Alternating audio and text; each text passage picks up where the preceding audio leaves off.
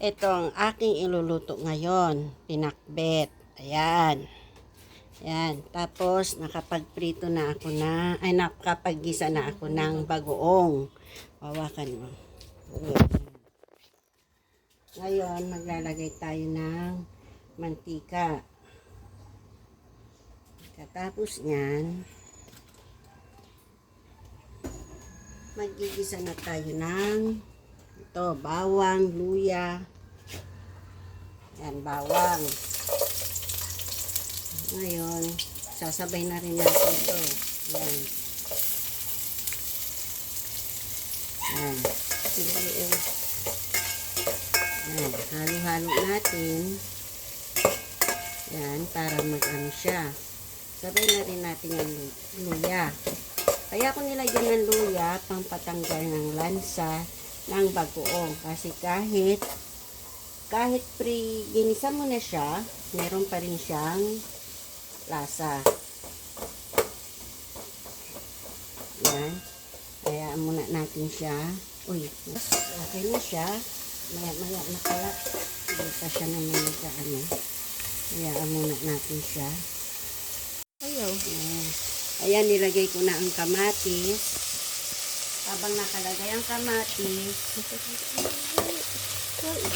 halu-haluin natin konti, sabay takpan natin para yung kamatis is naluto. Ngayon, habang hinihintay natin yan, papasyal ko muna kayo sa aking garden. Dito tayo. Ito ang aking dirty kitchen. Yan, dito.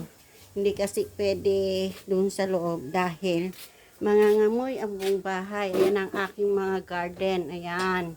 Ang aking kamyas. May bunga na. Yan. Tapos yung aking patola. Ayan. Aking papaya. Ayan.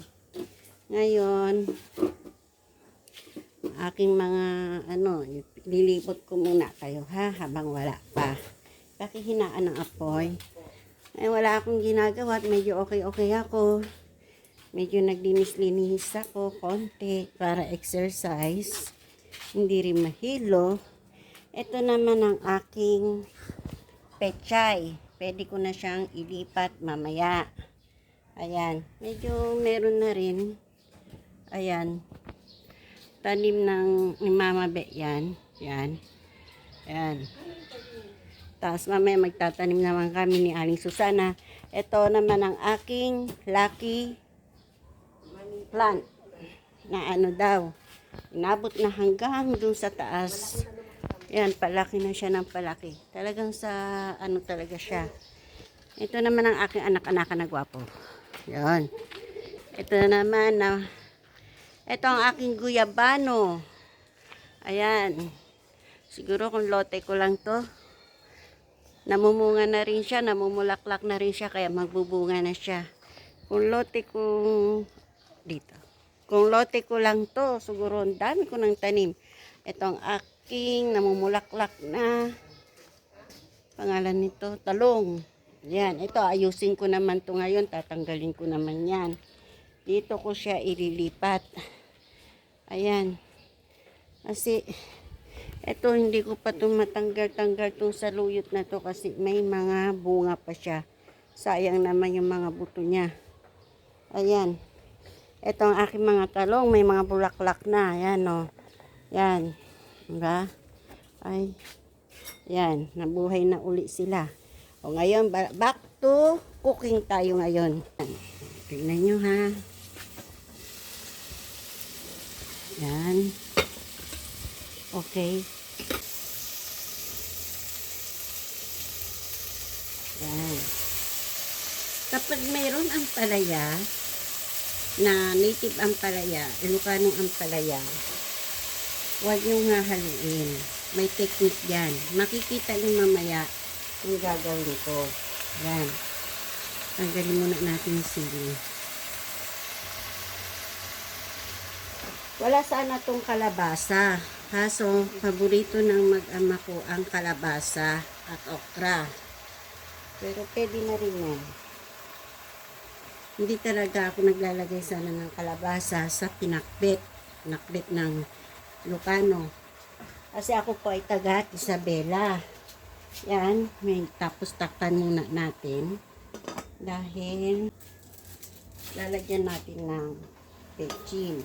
Bechin lang po ang nilalagay ko. Hindi na po ako gumagamit ng mga ibang sangkap, seasoning kasi bawal sa akin.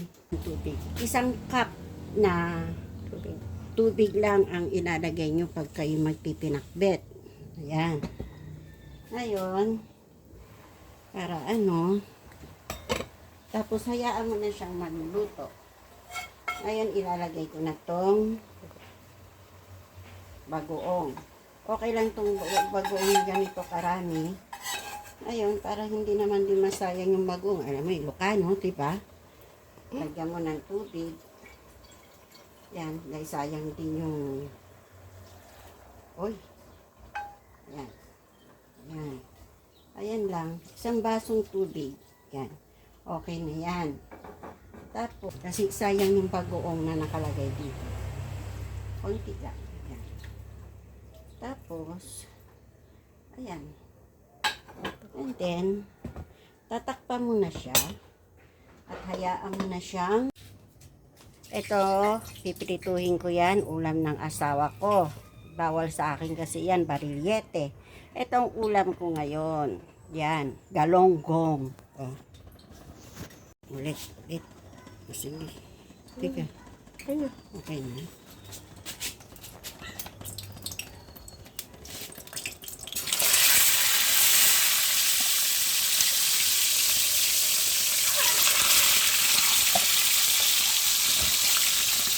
Ito naman, ito na siya. Hayaan mo lang siya kumulo-kulo.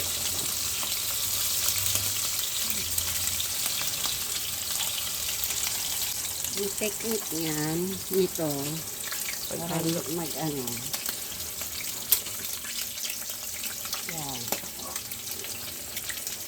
Ganyan-ganyan mo lang. Ganun. Ganun ang paghalo. Pag pinakbet na ang ano niya, may ampalaya, ganyan paghalo, ganun-ganun mo. By ganun-ganun. Oh, shake mo ganun. Pati ikaw, mag-shake ka na. Yan. Tapos balik mo siya ulit. Then, hayaan mo na siyang maluto. Oh, diba? Tignan niyo siya ha. Oh. Ayan. Mamaya ka, konti na lang sabaw niyan. Kasi konti lang na may nilagay kong sabaw.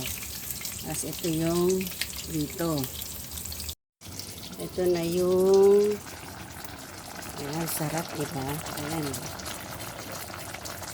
Kaya mo lang siyang kumulo hanggang sa maluto yung gulay. Tapos mamaya konti na lang yung sabaw niyan. Okay. Tatanggalin na natin yung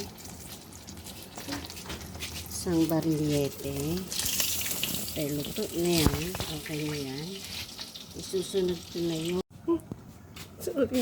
susunod na natin itong galunggong.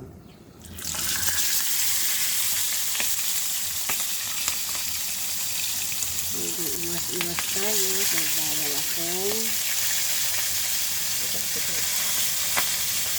masalisipan.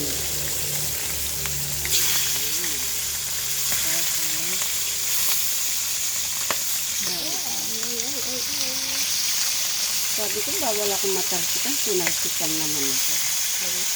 Ay, wow. Ito na lang yung iluluto ko.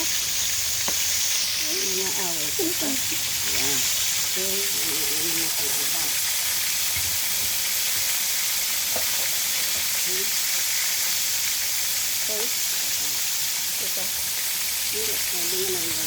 Yung gulay. Ayan. Diba? Konti lang yung sabaw niya. Ay, pa lang pala sa lagyan, sinabi nilagyan ng gulay. Ayun.